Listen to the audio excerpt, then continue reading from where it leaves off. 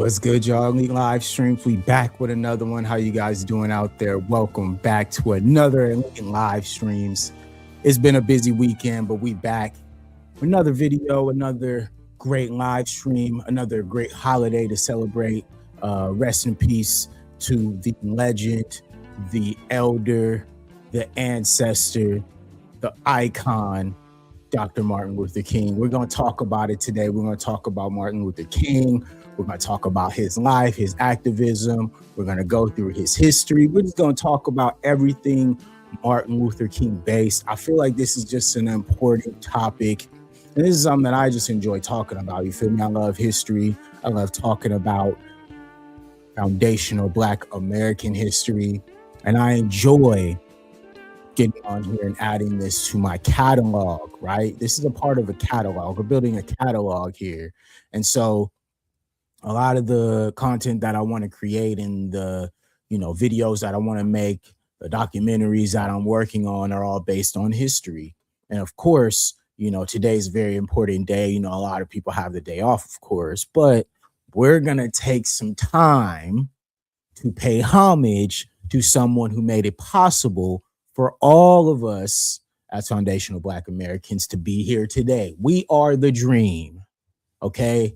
Wanted to start off with something very positive. You feel me? We are the dream. We are what Dr. Martin Luther King, Malcolm X, Muhammad Ali, we are what they wanted, okay? We are the ones who are keeping the legacy alive. We are the ones who have took those resources that they created for us and went even further. You know what I'm saying? Of course, as a society and as a community, we definitely have things that we're striving for, and we definitely want more. But we also have to take some time, right, to pay homage to those who paved the way for us. And so that's what I'm here to do today, right? We're going to go through it all. We're going to have a little fun. We're going to do a history lesson. All right. It's all going to start right here on Elite Media when we just, get into it, man, because this is a man who is deserving, right? You could talk about anything today, right? We could talk about whatever, but we're going to make sure that we stay on code and speak about someone who is deserving of this, all right? Who is deserving of this type of historical references, who is deserving of a nice deep dive and a ode to respect. You feel me? A salute, if you will, to a legend. You know what I'm saying? So let me put this mic down because we're working on that. And we're going to get into it, right? So, you know what I'm saying? I thought it was important, just to make sure that we talk about a man who went from Georgia all the way to the White House, man. You know what I'm saying?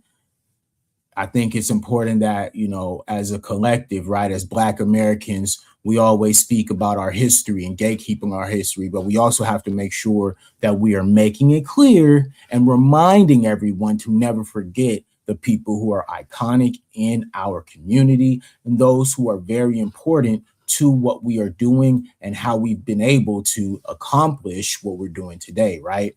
And so that's why it was important for me to, speak on my brother Martin Luther King, you know what I'm saying? Salute to him, you know what I'm saying? The civil rights activist, the Baptist minister, and who was a leader of the civil rights movement from 1955 until his assassination in 1968. You feel me? So we gonna talk about it, man. You know what I mean? A brother who had so many dreams and who had such a great mind. You feel me? Who was out here doing the work that was necessary for us, man. A church leader who took it, like I said, from a very, very real background all the way to the White House. You feel me? And I think it's important that a lot of people understand, what it took and where it started. You know what I'm saying? And so that's what we're going to do. We're going to start, right? We're going to start with what? The Mary's Cafe sit-in 1950, okay? The Mary's Cafe sit-in 1950. Now, this is the first documented, okay, activist that Dr. Martin Luther King took part in, and I thought it was important that we bring up the start of where it started. 1950, guys, you know what I'm saying? It's incredible, just for us to speak on the history of this, but Mary's Cafe sit-in, all right? So let's talk about it, okay? So on Sunday, June 11th in 1950, Dr. Martin Luther King and a classmate at Crozer Seminary and housemate Walter McCall and their dates, Doris Wilson and Pearl Smith, attended church services in Merchantville, all right? After which they stopped at a tavern, Mary's Cafe in Maple Shade, for beers. The foursome were left waiting without anyone approaching them for service, not unexpectedly, right?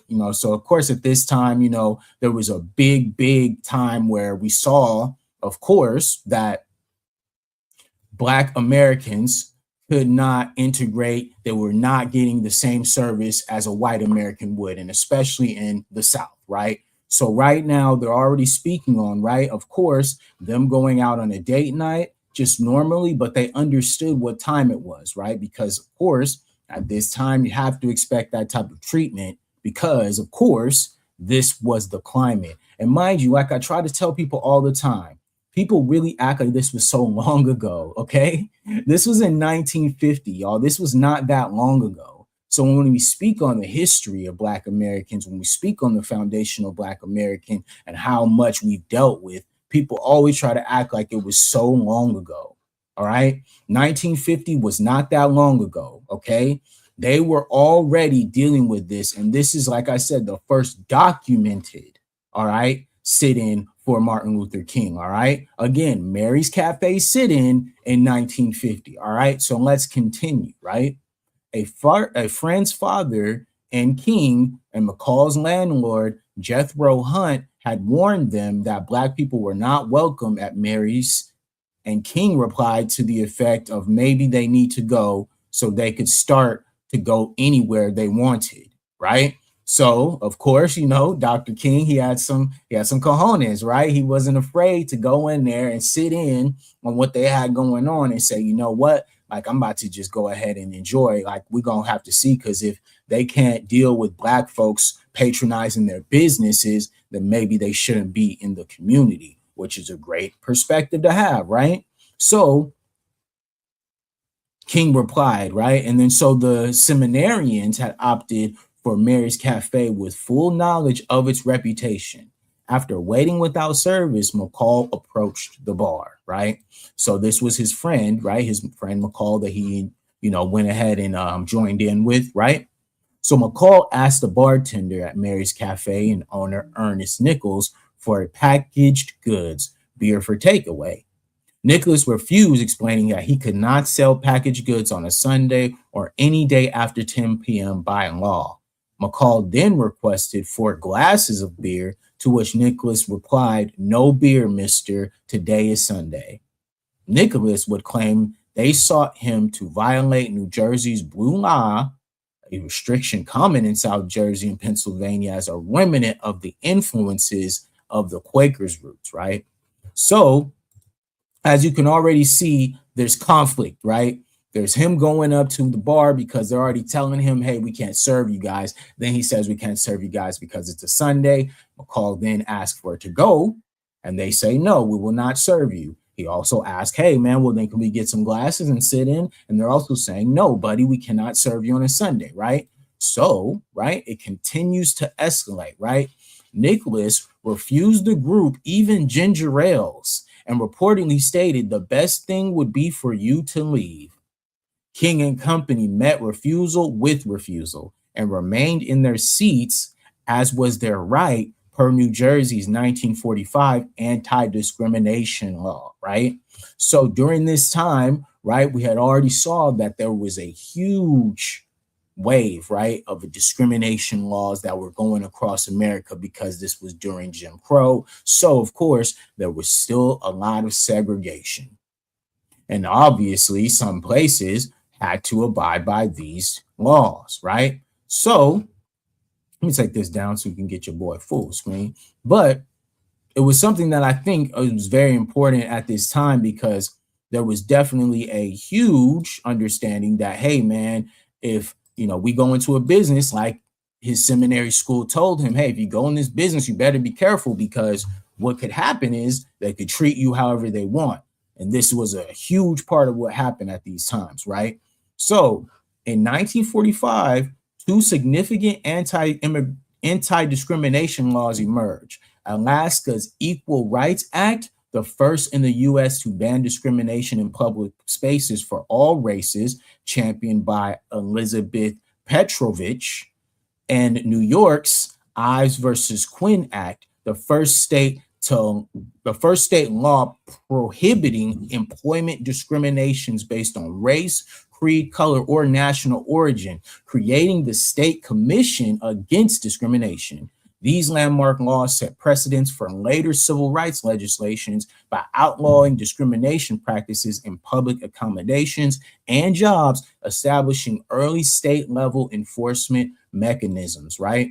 So, as we're already starting to see, right, the overall understanding that at this time, right, there were already things in place. So Martin Luther King coming in 1950, right, 5 years later, into cafe and sit-in, right, there's already going to be some smoke from him, because he understands that this 1945 anti-discrimination law had already, went through, right, in which guaranteed non-discrimination by race in public accommodations. Nichols stomped out, right, and returned with a gun, standing outside, firing into the air, reporting and shouting, "I'd kill for less." Fearing for their lives, the four activists ran from the tavern. The group went to Maple Shade Police Department, where officers refused to file their complaint, okay?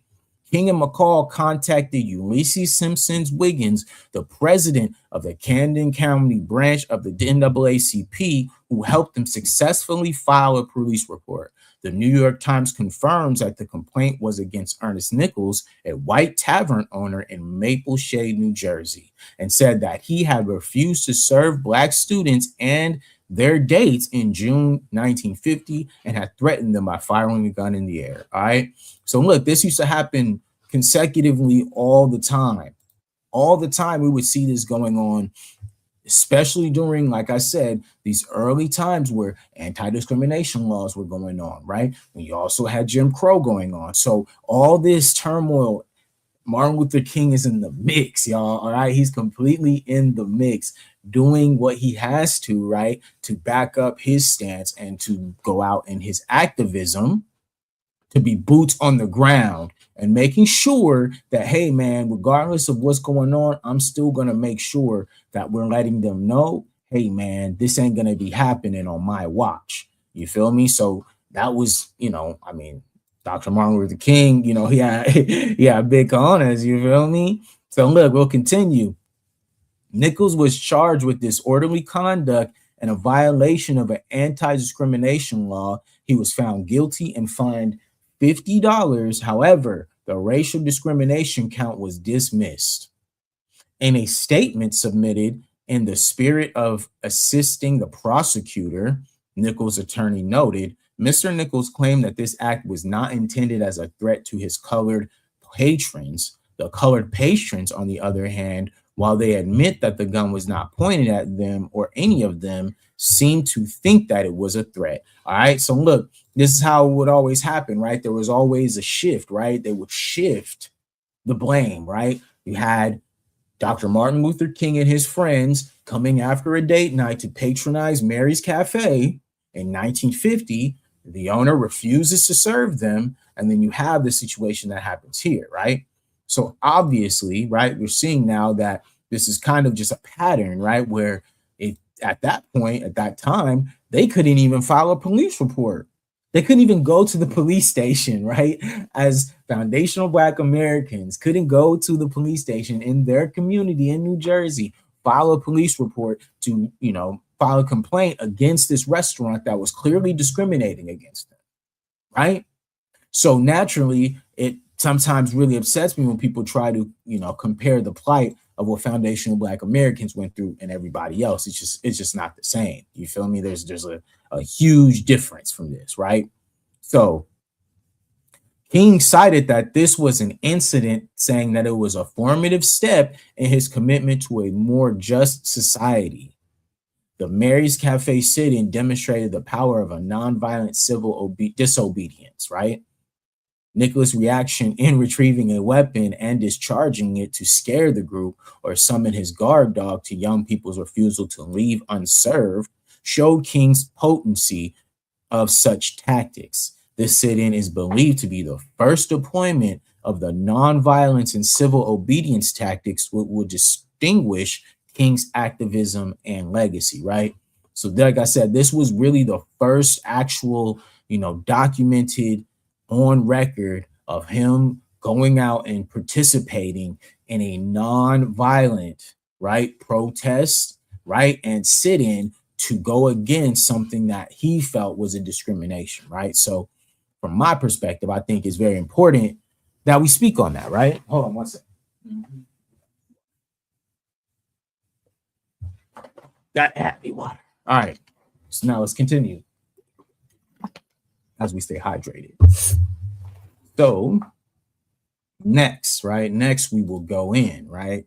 So now, 5 years later, right? After, King is doing his thing, he's raising his profile, the Montgomery bus boycott, right? This was a major event, right? In our history as foundational Black Americans. When this happened, this was something that changed the trajectory. It was one of the first, right? Real, I would say, collectively drawn movements that really went mainstream. It swept across the entire country. And this is a time before, any Instagram or social media. So these were like real actual times, right? And so we just had the passing of Claudette Colvin, right? She was 87 and she was one of the first, right, to actually participate in a bus boycott, right? Not giving up her seat for a white man who was in the bus at the time, right? And this is what sparked Rosa Parks, right, to be the one who would actually be the one who would spark this entire movement, right? So let's talk about it, because this was actually an integral part of what we talk about when I say that Black Americans, specifically foundational Black Americans, how we have been able to constantly create and orchestrate movements and as well activism through a collective form, right? We are the trendsetters, and naturally everything that we do sets the trends, right?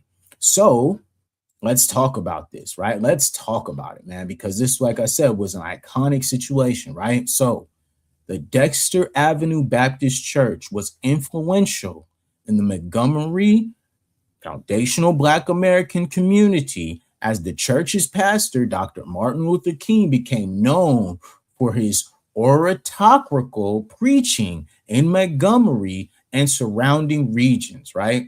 In March of 1955, Claudette Colvin, who I just spoke about, right? Claudette Colvin, let's talk about her. A Black schoolgirl in Montgomery refused to give up her bus seat to a white man in a violation of Jim Crow laws, right? A violation of this, right? So what were Jim Crow laws, right? For anybody in the back, right? Just so you guys can make sure that we're all on the same page. The Jim Crow laws were state and local laws introduced in the southern United States in the late 19th and early 20th centuries that enforced racial segregation.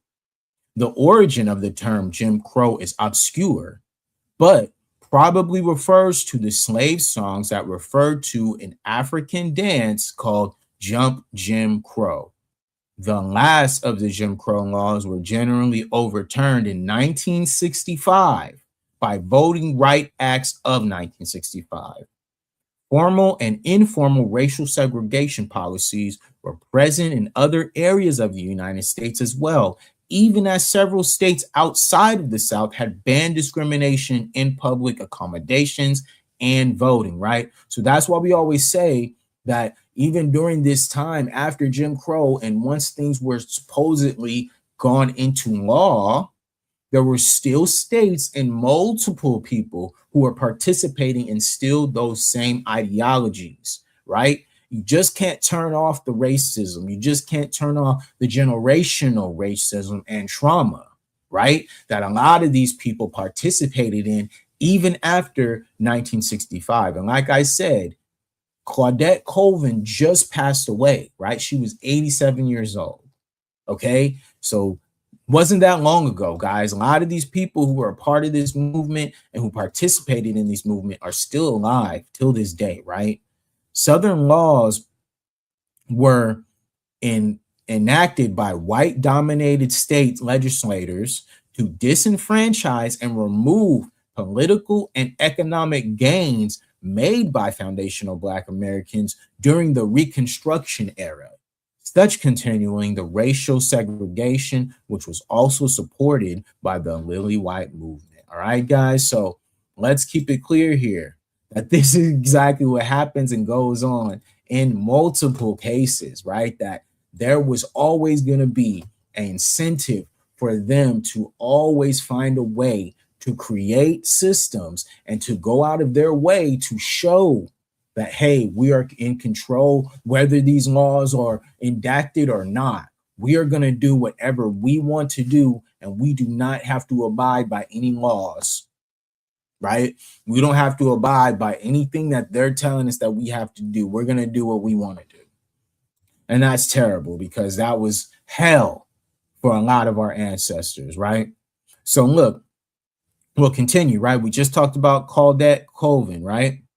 So on December 1st, 1955, Rosa Parks was arrested for refusing to give up her seat on a city bus. These incidents led to the Montgomery bus boycott, which was urged and planned by Edgar Nixon and led by Dr. King. All right.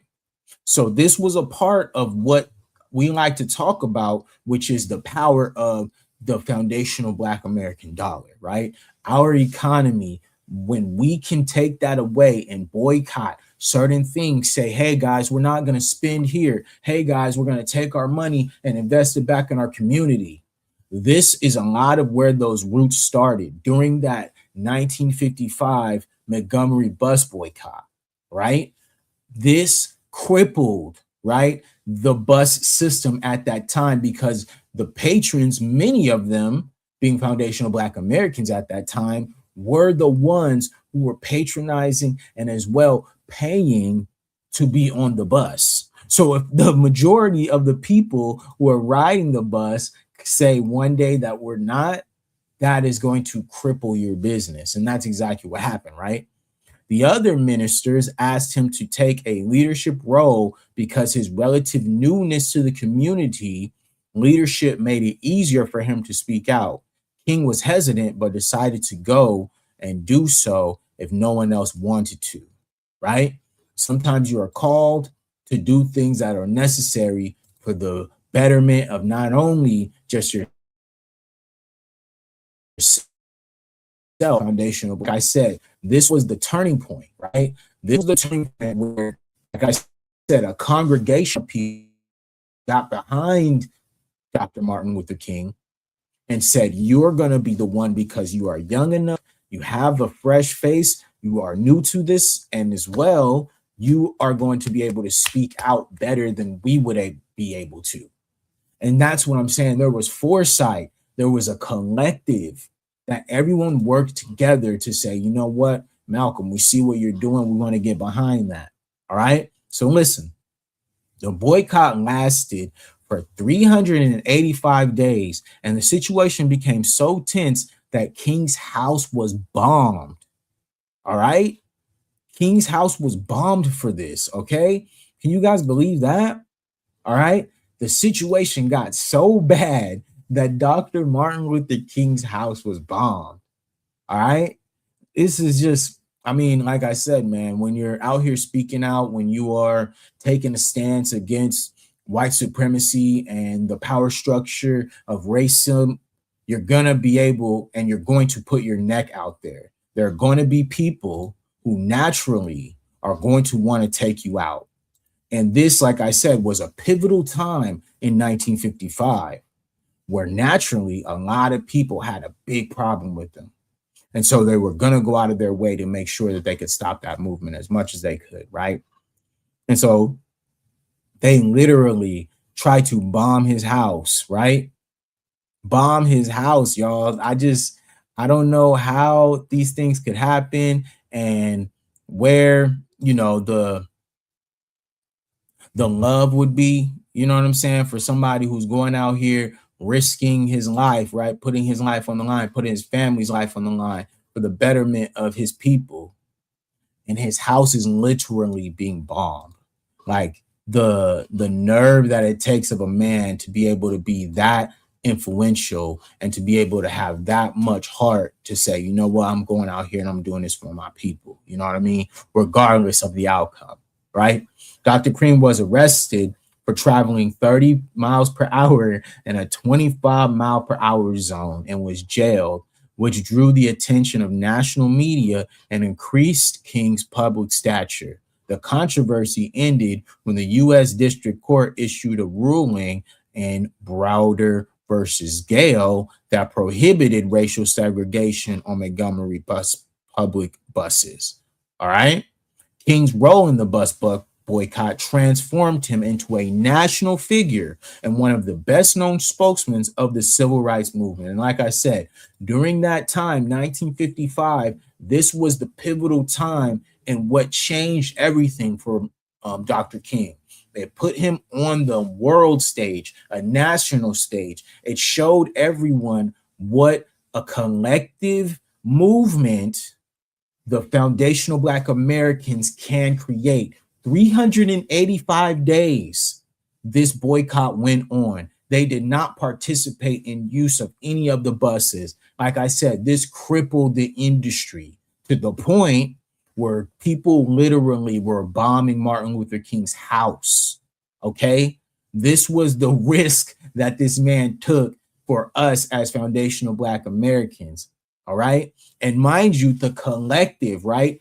Everyone getting behind him, like I mentioned, right? The ministry and different people from different factions of the civil rights movement getting behind Martin and saying, hey, man, we like your fresh face. We know that you'll be able to speak on the issues that we cannot. We want to put you on the forefront. And that is exactly what pushed him into that national recognition and then him becoming one of the main people in this Montgomery bus boycott, right? This is 1955, guys, all right? This is still 10 years from the Civil Rights Bill being passed, all right? This is in the thick of it, right? When it is at its worst, okay?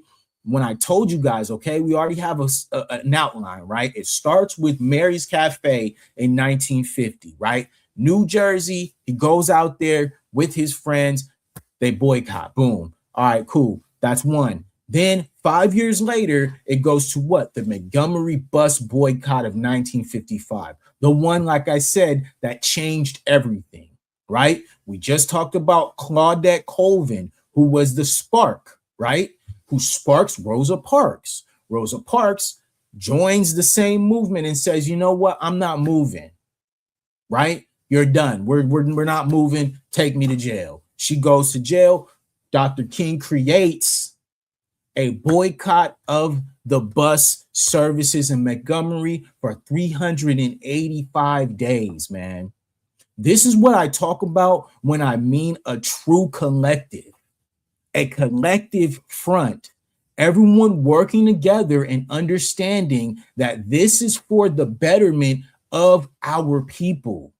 We will go as long as it takes to not have to participate if we're going to make a message felt. And that's why when I saw nowadays, right, we had the Target boycott, right? The DEI. We said, okay, Target, y'all want to change up? We're boycotting. And mind you, there are people who still patronize, Target, whatever. But I haven't been back to Target since. I haven't been back to Walmart. I haven't been back to any of these entities, any of these huge corporations who do not support foundational Black Americans. There is an incentive for us to always collectively stay on code when we see people doing and acting in a way that supports the white power structure and white supremacy. And it started with our ancestors like Dr. Martin Luther King, right? It is important for us to be the dream, like I said earlier. It is important for us to make sure that we hold the line because these guys fought so hard for us. Dr. King had his house bombed, all right, for a boycott of something that we all know is wrong. Rather than fix it, they would rather kill you. Let that sit in your mind. Rather than fix it, they would rather kill him. Let that sit in your mind, okay? Because that is the type of time that they were on, all right? So we will continue, right? King's role in the boycott transformed him into a national figure, right? We talked about this. It was a real thing, right? So now we move to the Southern Christian Leadership Conference in 1957. All right, we move in. This is 2 years later. All right, Dr. King, Ralph Abernathy, Fred Shuttlesworth, Joseph Lowry, and other activists founded the Southern Christian Leadership Conference, or the SCLC. The group was created to harness the moral authority and organizing power of the Black church to conduct nonviolent protests in the service of civil rights reform. All right? So listen to me. This is why I think when we just saw Drewski making fun of the Black church and what it has become, why so many people agreed with it. Because this, what I just spoke on right now, was the real root of the foundational Black American church and what it used to represent in our community. How it was a root for the fight and also the activism of civil rights in the United States of America. There was a stronghold and a safety net that was built inside of these institutions in our communities, and for it to become what it has become today, right? So predatory, right? So false idol, right? The Louis bags and the Christian Dior, yeah, we see it. But where's the activism, right? Where's the help to the community, right?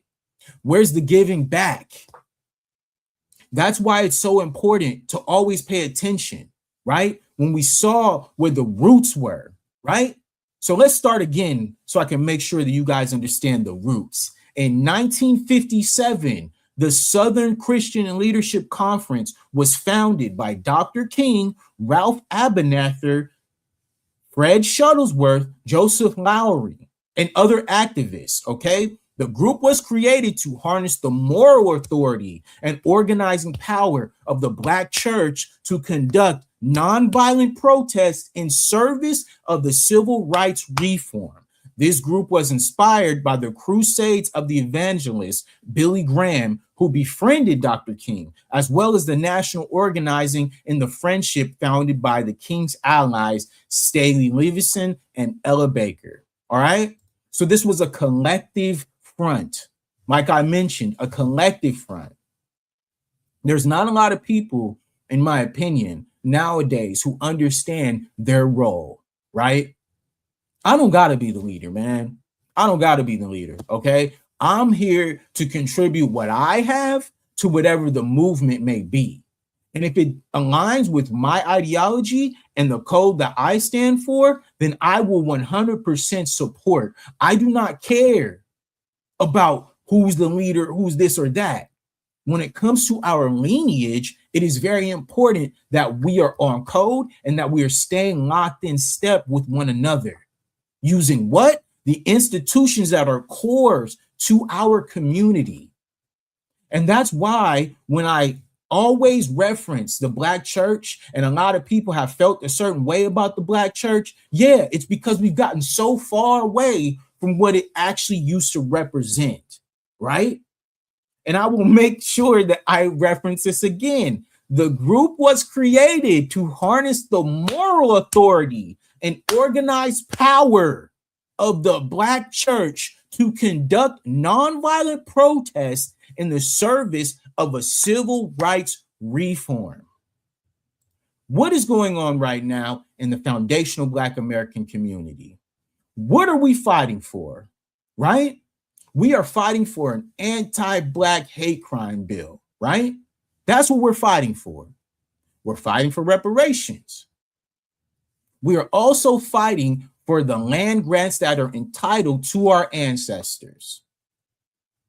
So, collectively, right, as Black Americans, our goal is to figure out our moral compass. How are we able to fully connect the dots from here all the way across the country? We're using platforms to be able to connect with one another and to be able to reach out, take notes, and say, hey, man, this is what I've been going through. Do you guys agree? Are we on the same page with this? Are we on the same page with that? Are we deciding to protest? Are we sitting it out? All these things have been discussed. Now it is time to clean up the church. I always talk about divine timing, right? And it couldn't be more great timing that Drewski figures out a skit that can go ahead and permeate through the culture for everyone to reevaluate the role that the church plays in the foundational Black American community, which this is from the start. The civil rights movement was based and planned right in these churches right here in America. So y'all help me understand the direct correlation, right? Whether it was even Malcolm X, his collective movement and activism, civil rights planning was in a mosque. Okay? So regardless, these four walls that people have chosen to collectively believe in, we need to understand that. Let's go. All right. So salute to Abdullah Muhammad. I hope I got your name right. Abdul Ali Muhammad. Thank you, brother. Dr. Martin Luther King never said that he was foundational Black American. In other words, FBA. Brother, I think it's quite clear that he is foundational Black American. Okay. We already know his origin, where he was born. We know his family lineage. We don't even need to argue that, bro. We don't need to argue that, brother. We already know that Dr. King was foundational Black American. I don't think that's even a debate, bro. Like, salute to you, brother Abdul Ali, but you're wrong. You're wrong. Like, you're just wrong, bro. The history speaks to that. Stop telling to put FBA labor on every. Mr. Muhammad, I'm not sure if you could take a moment to collectively rewrite your comment, and then I could better understand what you're trying to say, just so I could try to get an understanding of what you're saying, sir. A lot of people don't want to be no damn American. Okay, that's fine, Mr. Muhammad. If you don't want to be American, that's fine, bro. I'm not talking about you though. We're talking about Dr. King here. So, Mr. Muhammad, I hope that you figure it out, bro, or whatever you're on. But we're talking about Dr. King here. We're talking about his history on Martin Luther King Day.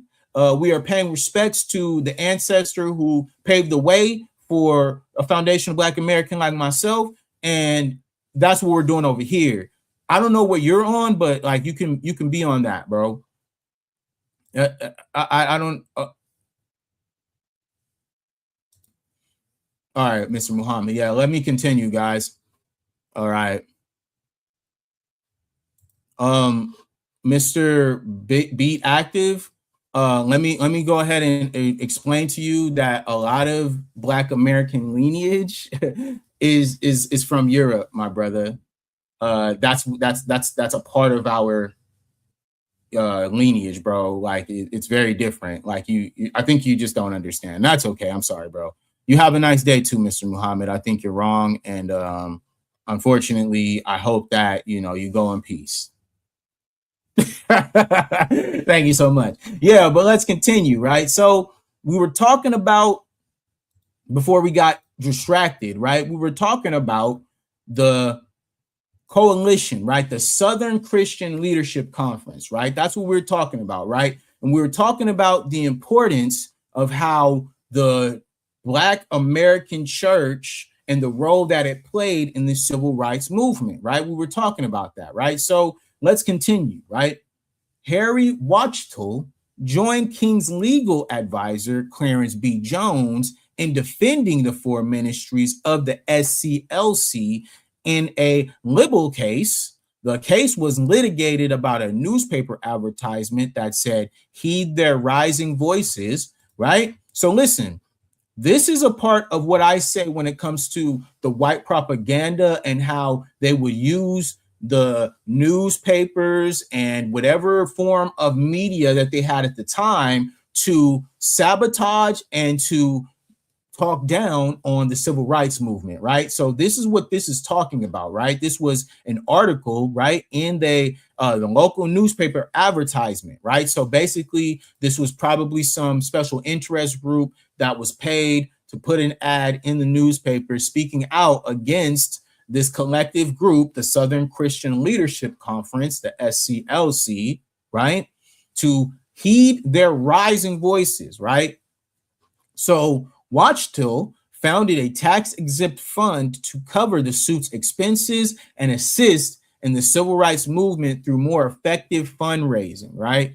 King served as an honorary president of this organization, named the Gandhi Society for Human Rights, right? So at the time, we all already know what was going on, how these things were happening, how Martin Luther King was directly influenced by Gandhi, right? We already know how he really bought into the non-violent protest way of going about things, right? So I think it's important that there's always something to be said about that, right? So Be Active, salute to Be Active. Unfortunately, Mr. Be Active, we don't have these conversations here. I don't argue with people who do not already understand the history, my brother. We've already discussed the lineage and ancestry of a lot of foundational Black Americans. There's many a video that you can find. I have a video on my channel that speaks about my lineage and my family tree. I don't have to go back and forth with you about, things that are just not important, my brother. So salute to you. We will continue. All right. So once they founded that fundraising fund, right, that they named in the name of Gandhi, right, in 1962, King and the society produced a document that called on President Kennedy to issue an executive order to deliver a blow for civil rights as a kind of second Emancipation Proclamation, right? So let's talk about that, right? The second Emancipation Proclamation is the term applied to an envisioned executive order that Martin Luther King and other leaders of the civil rights movement called JFK to issue. As the Emancipation Proclamation was an executive order by President Abraham Lincoln to free the slaves being held in states at war with the Union. The envisioned second Emancipation Proclamation was to use the powers of that executive office to strike a severe blow to segregation, right? So this was important. This was integral, right, in the growth and understanding of how Martin Luther King wanted the movement to move forward against segregation, right? And we just going in, man. I mean, we doing the history, y'all. We are not playing, bro. Everything is facts at Elite Media, bro. We don't mess around with this. We always try to make sure that we reference everything with facts, because at Elite Media, we bring receipts, man. We don't mess around with this, all right? So the FBI, under written directive from Attorney General Robert Kennedy, began tapping King's telephone in the line in the fall of 1963. Now, this is very important, guys. this is when the government started their surveillance on Dr. King, right? 1963, okay? They started that surveillance because, like we just mentioned, Dr. King got some real money behind him. They had a fund to be able to put these certain laws into legislation. He brings up the Second Amendment, right? He wants to have a second Emancipation Proclamation, right? He brings us all the way to the top. And that's what I mean when he started to leverage all of his status and all of his support to actual real legislation. And that's the point, right? That's what I say when I talk to people, you know, outside of, you know, YouTube, because y'all just be on the internet. I'll be out here. When you talk to people, you tell them, hey, man, like right now I'm doing this, but it's actually a plan to be able to leverage it to something tangible, right? And that's what Black Americans always talk about. We talk about tangibles, things that we can actually grasp on, things that are actually going to benefit us, right? And so when I come, I say, hey, I do my YouTube channel and I have my content that I create, but it is to grow the status so that eventually I can leverage what I do on here to things that I want to do in real life, right? So that's what Dr. King did. He said, okay, bet. If I understand how the game works and I need the money and support and the legal backing to be able to reach the level of legislation like all these other groups, I need to start doing that. And once he started to do that, I just told you guys what happened. In 1963, Robert F. Kennedy started tapping his telephone, okay? Kennedy was concerned that the public allegations of the communists in the SCLC would derail the administration's civil rights initiative, right? And that's what they started to do. They started to label, right, these people and organizations who were going out of their way to align themselves with the civil rights of foundational Black Americans. Then they said, hold up. We now have to classify them as something, and we will classify them as commies, right? We'll classify them as this. So then once we can go ahead and say, hey, this is what, you know, they are, we can now tap their phones. We can now come at them aggressively to make it seem like they are a threat to our national security. Meanwhile, what they're actually doing is fighting for civil rights for foundational Black Americans. And like I said, this has always been the manipulation tactics and the understanding that they have in order to what? Demonize and create a villain of the foundational Black American community, right? So we will continue, right? Because this is really what was going on, man. I mean, I'm not lying. These are just facts. So he warned King to discontinue these associations and felt compelled to issue the directive that authorized the FBI to wiretap King and other SCLC leaders.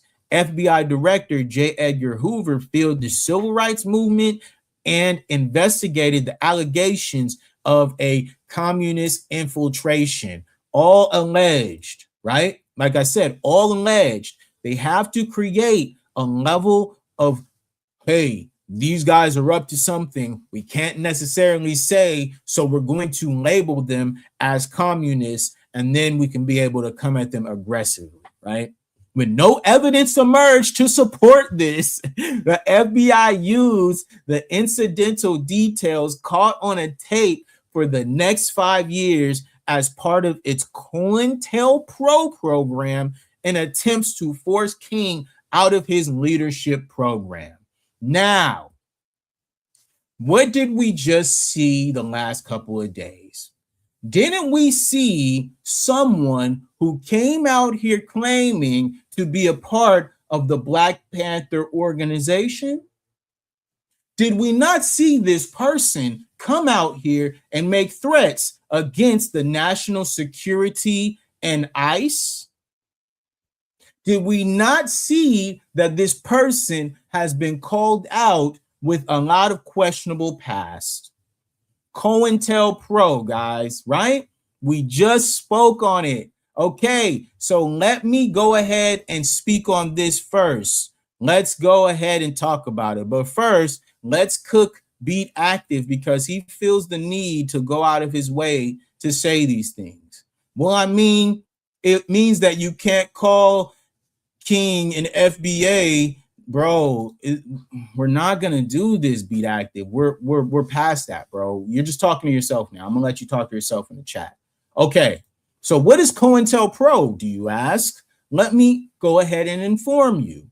It was a series of covert and elite projects conducted between 1956 and 1971 by the United States Federal Bureau of Investigation, aimed at surveilling, infiltrating, and discrediting and disrupting American political parties, organizations, and the FBI perceived as subversive. Okay? Understand this, all right? So groups of individuals that were targeted by the FBI: the Communist Party of the U.S., anti-Vietnam War organizations, activists in the civil rights and Black Power movements. Okay?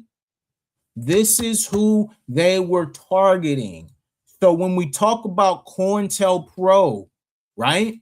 When we talk about infiltration of people's organization, they had already been planning and strategically making sure that they could infiltrate into Dr. King's organizations so that he could be able to be taken down as the leader because of the motion that he had during this time, right?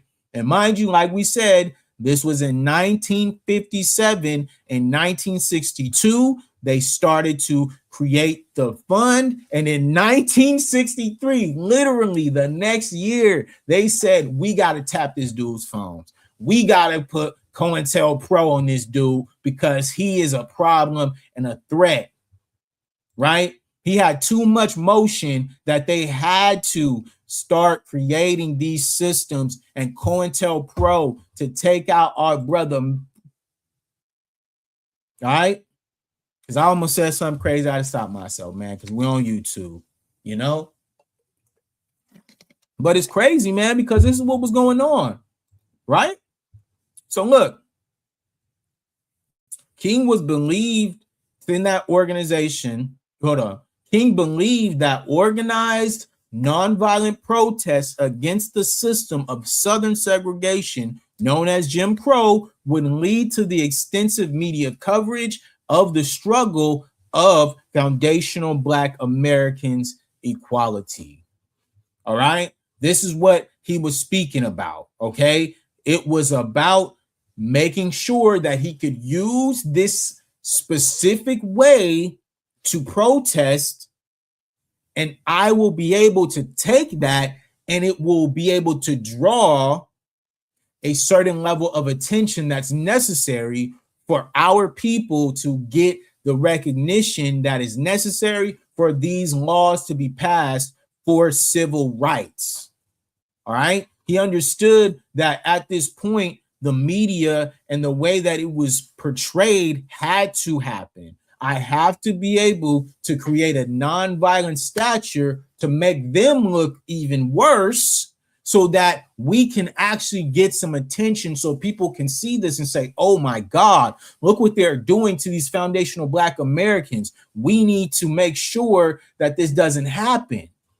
And so it sparks more foundational Black Americans to go out and participate in these nonviolent protests. And it goes nationwide, it goes worldwide, because foundational Black Americans are the trendsetters. We are the ones who set the trends. We are the ones who fight for those who cannot fight for themselves. We are the ones who put it out on the line. All right. So we must continue, right?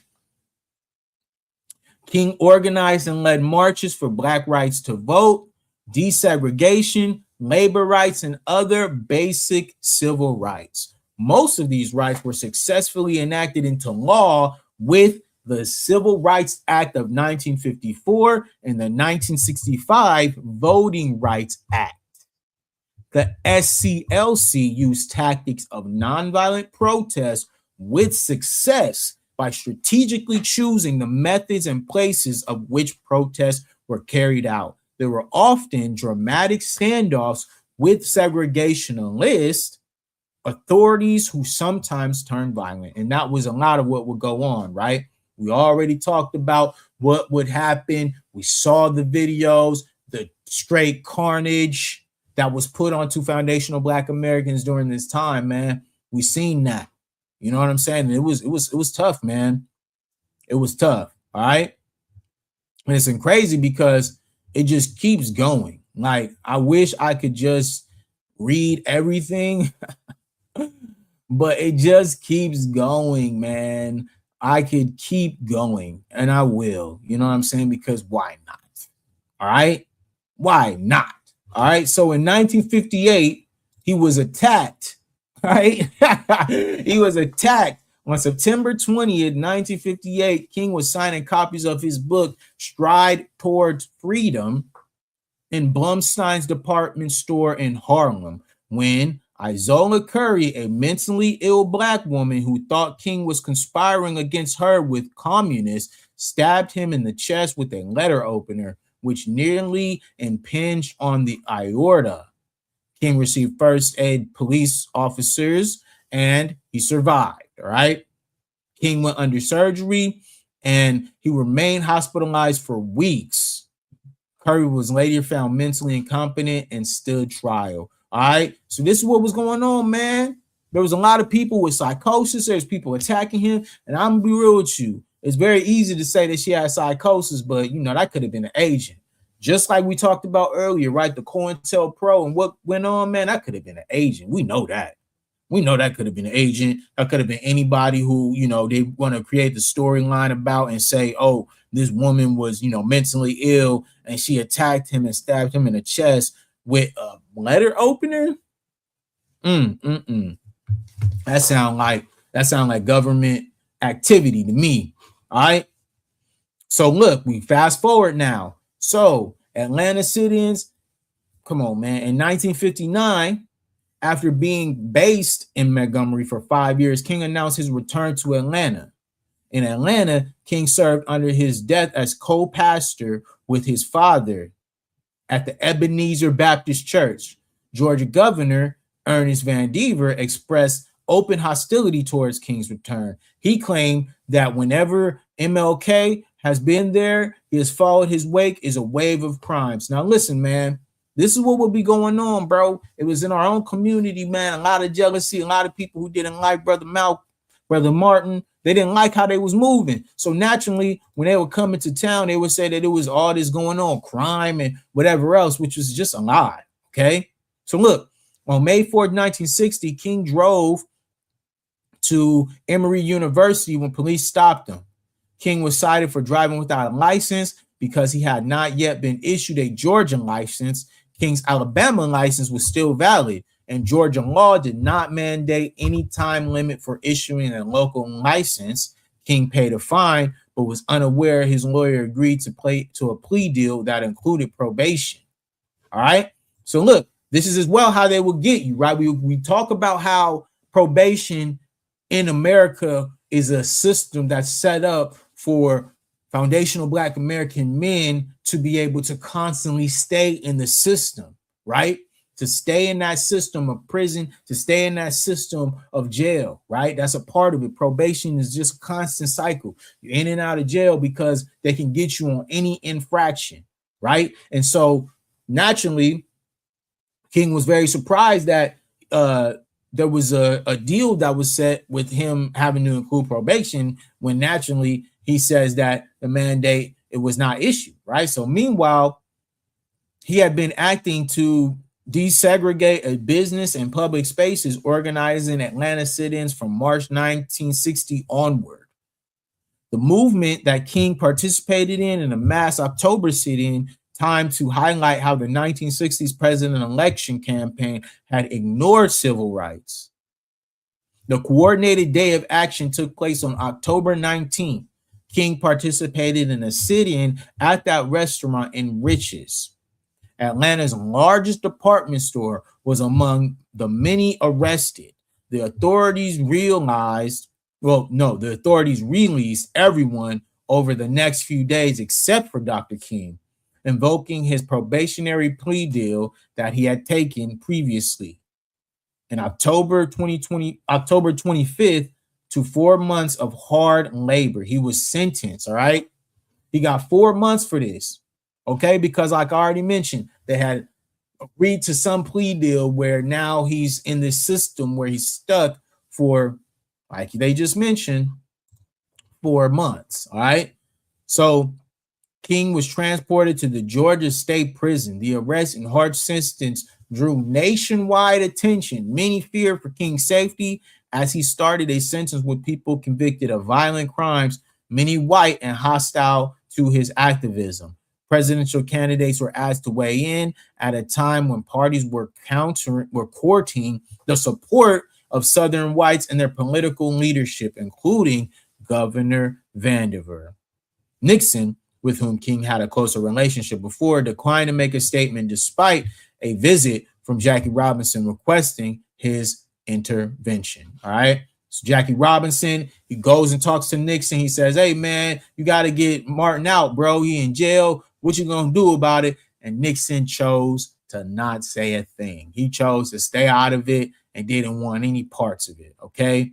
So look, John F. Kennedy was the governor at the time, and he enlisted his brother to exert more pressure on state authorities, and at the request of Sergeant Shiver, called for King's wife to offer his help. The pressure from Kennedy and other provided effected for King's release 2 days later. King's father decided to openly endorse Kennedy's candidacy for the November 8th election, which he narrowly won. All right. So look, there was a lot of political posturing behind Martin Luther King getting arrested and being convicted over a prior probationary period. He was in jail for 4 months and sentenced to a Georgia State prison, and like they said, which was a racist prison. So they were already concerned about his safety. He reaches out to Nixon. Nixon doesn't want to do anything, and this is at the time where he is going up against JFK. JFK comes in, offers his help, right? But he needed that because the constituents would say he needed the Black American vote. And naturally, a lot of Black Americans had the right to vote because of who? Dr. Martin Luther King. So, fast forward, he'd be able to win because of what? That swing vote based on who? The foundational Black American community. All right? It's that simple, man. This is still what happens today. A lot of these politicians will align themselves and posture themselves towards our needs to make sure that they get that bump in the votes that's necessary. Unfortunately, nowadays, Black Americans are much more particular about who we want to choose and who we want to align ourselves with, because now more than ever, we have seen and experienced the fact that Black Americans, specifically foundational Black Americans, have no allies in this. And so we are now making sure that we are doing our due diligence to look at every single thing that any politician comes up here speaking on behalf of Black Americans or speaking on behalf of foundational Black Americans. We are going out of our way to make sure that we are paying attention to what they're saying and what they're bringing to the table, because it is very important moving forward, right? Now is the time.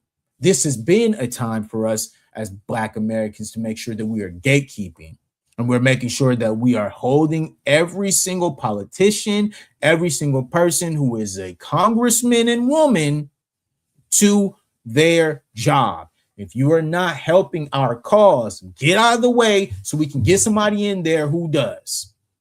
Ain't no negotiations. It's looking out for us or you out. Literally. I don't have to go back and forth about this, man. And the nerve of these people. This fool came in here talking about that Dr. King ain't FBA. What a fool. All right. After the October 19th sit-ins, the following unrest, a 30-day truce, all right? A 30-day truce was declared in Atlanta for desegregation negotiations. However, the negotiations failed and the sit-ins and boycotts resumed for several months. That's why I be trying to tell y'all, Foundational Black Americans got to stay on code, all right? If other people are going through stuff, it's not our business if it does not involve us and what benefits us. We stand out of it. We got to stay on code as long as it takes. I don't care how long it takes. I'm here. I'm chilling until it's time for us to make sure that it's our turn to get out here and do what we got to do. And it is not an incentivized. There is no plan for us. You know what I'm saying? I'm focused on me, bro. I got to make sure my business stay afloat. I got to make sure that I'm staying controlled in my own endeavors. You feel me? The things that I want to do. I don't got time for you, this BS, man. Y'all can sit out here and play these games like you want to, but I'm just being real with y'all. It ain't really no real discrepancies here. There's really no discrepancies, man. All right, so not woke 6670. Hey, man, I'm getting just the craziest people in the chat today. All right, so let's hear it. Democrats favor oligarchs, and the largest donor is George Soros, 40%, all M words in the U.S. Districts of Soros backed. Democrats have always known the plantation requires violence.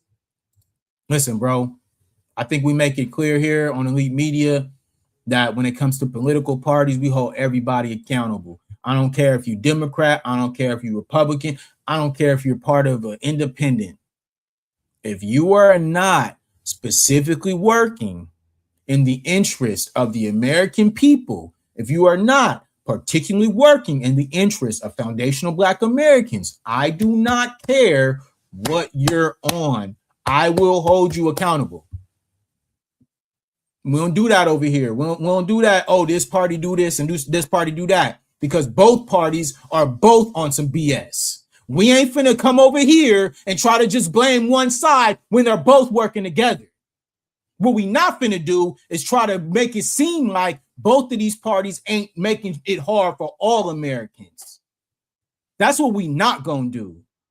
Because guess what, Mr. Not Woke 6070, whatever?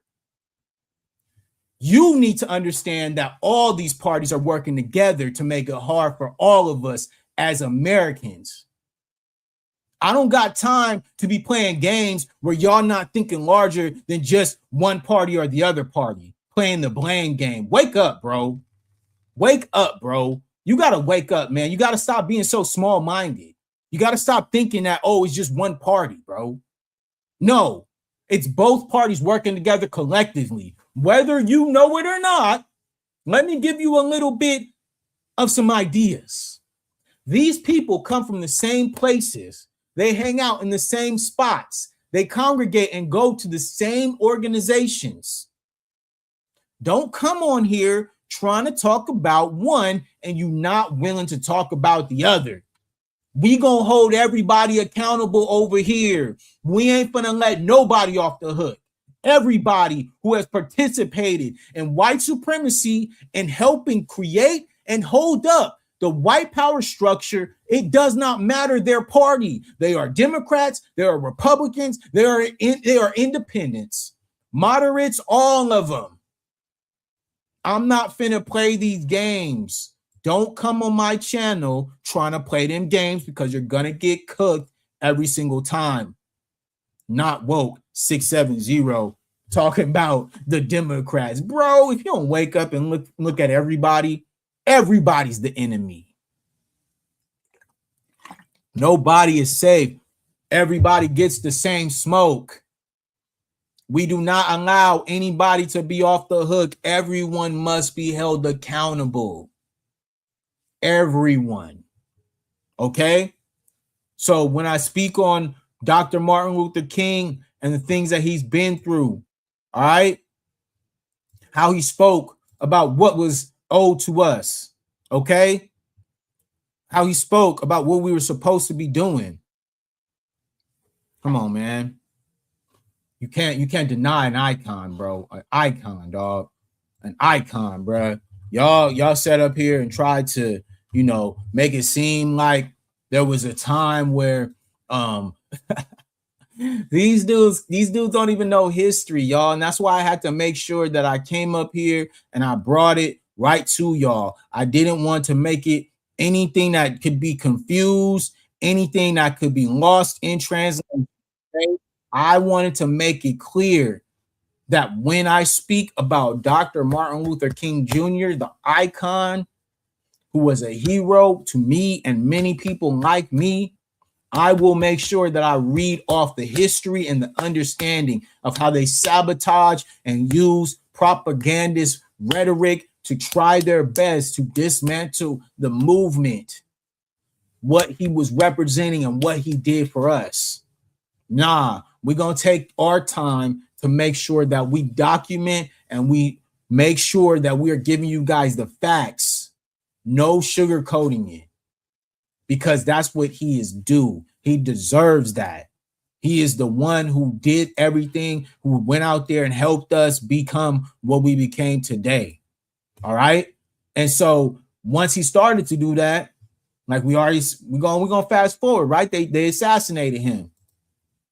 So this right here, this little speech is from 1968. This is right before they took him out. Okay. This was right before there was a real assassin, when they really got him. Okay. And he passed away on April 4th, 1968.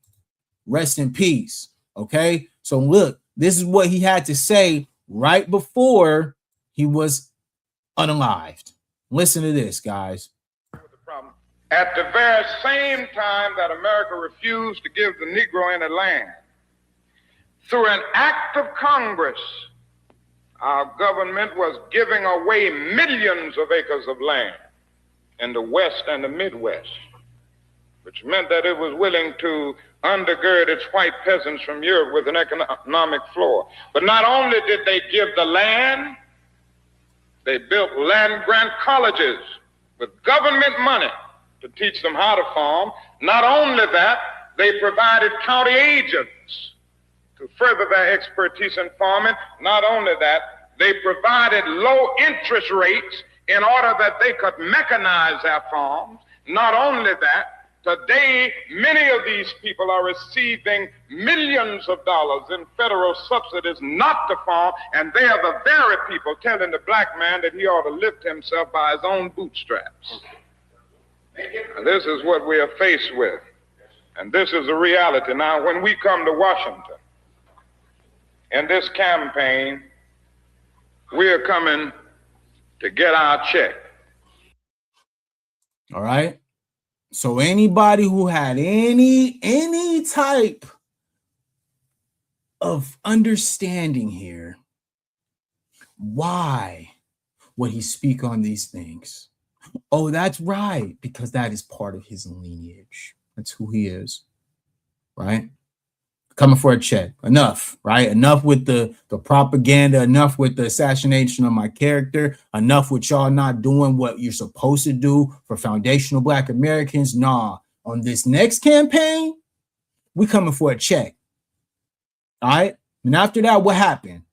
He ain't make it.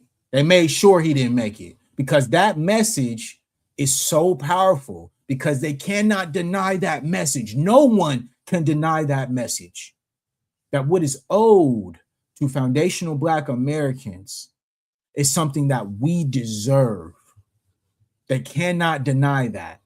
So it is on us to make sure that we continue to hold up the legacy of our ancestors who fought so hard for this, who their last dying wish, okay, his last agenda was this: coming for a check. We got unfinished business. We got unfinished business, y'all. We got unfinished business with these people. We got unfinished business, and that's why I'm not playing with y'all when it comes to this reparations talk. We got unfinished business. This was something that our ancestors was coming for. They were coming for it. All right. We ain't just come out of nowhere talking about this stuff. This is something that they were coming for actively. So there's no way that we're not going to get ours, bro. There's no way that we're not going to be out here focused on what needs to be focused on, because we got to get it, y'all. We not playing, bro. Y'all thought that it was just a game, bro. And then now look. Now look. Now look. We're going to play this one more time before we get out of here, man, because this is just, it's a profound speech, man. He just, this is why he was who he was. This is why he was him. You feel me? At the very same time that America refused to give the Negro any land, through an act of Congress, our government was giving away millions of acres of land in the West and the Midwest, which meant that it was willing to undergird its white peasants from Europe with an economic floor. But not only did they give the land, they built land-grant colleges with government money to teach them how to farm. Not only that, they provided county agents to further their expertise in farming. Not only that, they provided low interest rates in order that they could mechanize their farms. Not only that, today, many of these people are receiving millions of dollars in federal subsidies not to farm, and they are the very people telling the black man that he ought to lift himself by his own bootstraps. And this is what we are faced with, and this is the reality. Now, when we come to Washington in this campaign, we are coming to get our check. I mean, you can't say it no better than that, y'all. I told you guys that from my perspective, all things come to the top. Everybody has a time in their life. Everybody has some divine intervention. This is what it is, man. I love, you feel me, history. I'm very, very real about when it comes to this. I don't really care about if this gets a bunch of views, if there's a bunch of people in the chat. I don't care about that. This is about me making sure that I pay my respects to someone that I respect and look up to, that I have my entire life tried my best to emulate and to be able to speak out openly against what things that bother me and what bothers us as foundational Black Americans. And so naturally, you know, I'm gonna hop on here and do this right here on this platform. You know what I'm saying? This is what we gotta do, bro. It's Martin Luther King Day. Did y'all think I wasn't gonna come on here and have a stream about MLK? You crazy, bro. You crazy, man. This is what we do. We love history. We love to bring facts. We love to make sure that people stand on code, man. Because this is what it's about, bro. This is about growth within our community. This is about growth within our people. This is about growth within our friends, man. Salute to all the new subscribers, man. Everybody who's been subscribing, man, we've been growing crazy over these last couple of days. You know, many of people have been following and subscribing, man. So keep it up, guys. We are trying to reach 1,000 subscribers. We almost there, man. Really, really appreciate everybody who shows love and supports this channel. We're going to grow it. We're going to make sure that we respect our elders here, and we're going to make sure that we respect our lineage, all right? Because that's what we do here. It's all about history. It's all about respect. It's all about facts. You know what I'm saying? So we're going to make sure we stick to those, you know what I mean? Those are the principles of what I wanted to create with my platform, what I wanted to create with my channel. It's all about facts. It's all about history. It's all about making sure that you're doing the right thing, standing on something, having a backbone. You dig? So salute to everybody out there. Make sure you guys like and subscribe, man. I appreciate everyone who shows love, man. You guys have been nothing but supportive, and the numbers continue to grow. So, hey, I'm going to keep doing what I'm doing. Y'all just keep supporting your boy. We're going to make it, man. Salute to everybody, man. Thank you so much. My name is Brandon B, and I'm out. Peace.